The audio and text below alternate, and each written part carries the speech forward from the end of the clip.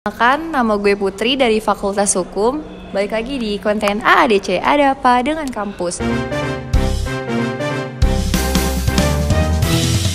Hari ini gue ingin mengikuti kegiatan webinar yang bertema tentang reformasi hukum perampasan aset dalam tindak pidana.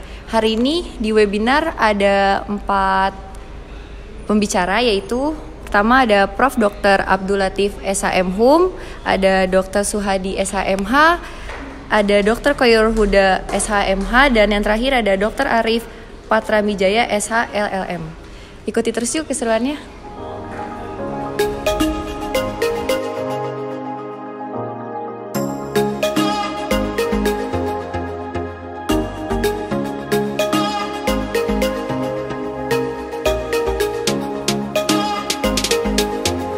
Oke, sekarang gue udah di depan aula. Pembicaranya di dalam juga udah mulai nih, tapi ternyata di dalam juga penuh.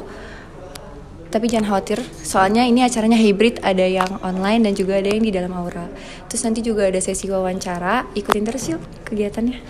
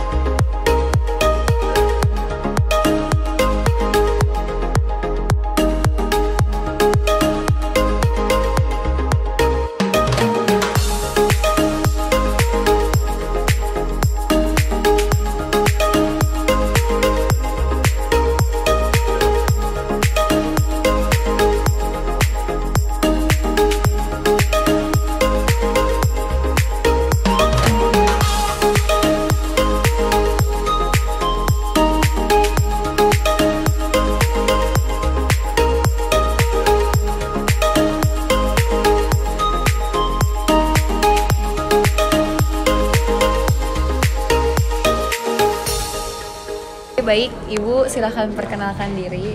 Halo, nama saya Grace, dosen Fakultas Hukum.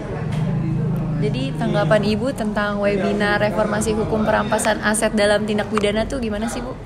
Bagus banget karena ini ide yang baru dan masih terus digodok. Dari ketiga narasumber ini kita jadi tahu bagaimana perbandingan dari tiap masing sudut pandang. Ada dari praktisi, ada dari Mahkamah Agung, ada dari pakar hukum pidana. Yang pasti era sekarang untuk dunia ilmu hukum berlaku hal-hal yang sifatnya progresif, restoratif justice tadi seperti yang dikemukakan Pak Khairul Huda. Oke, Ibu baik atas kesempatan dan waktunya. Ya. Terima kasih. Terima kasih. Baik, saya sudah bersama Bapak Dr. Suhadi SHMA. Bapak, sebelumnya saya izin ingin bertanya, Pak. Pertanyaan yang pertama, mengapa mahasiswa harus memahami tentang reformasi hukum perampasan aset dalam tindak pidana, Pak? Mahasiswa adalah aset negara untuk di kemudian hari dalam rangka kontinuitas kehidupan negara ini. Oleh sebab itu diharapkan kepada mahasiswa lah masa depan negara ini. Kemudian terutama mahasiswa Fakultas Hukum ya perlu memahami masalah perampasan aset ini, karena ini dalam konteks perampasan aset akan berkembang di kemudian hari. Perampasan aset bukan hanya semata-mata di dalam tindak pidana korupsi, tetapi setiap hasil dari atau alat tindak pidana hasil kejahatan itu, misalnya money laundering, narkotika, itu ada hak negara untuk merampas hasil dari kejahatan itu. Oleh sebab itu, mahasiswa penting untuk memahami bahwa bagaimana prosedur perampasan aset dan kemana aset itu dikembalikan. Jadi bukan semata-mata negara itu merampas hak daripada subjek hukum, tetapi memang negara memperoleh itu karena berdasarkan hukum. Terima kasih sebelumnya sudah menjawab pertanyaan pertama. Untuk pertanyaan keduanya, apa nih tanggapan Papa tentang Universitas Krishna Dwi Payana ini?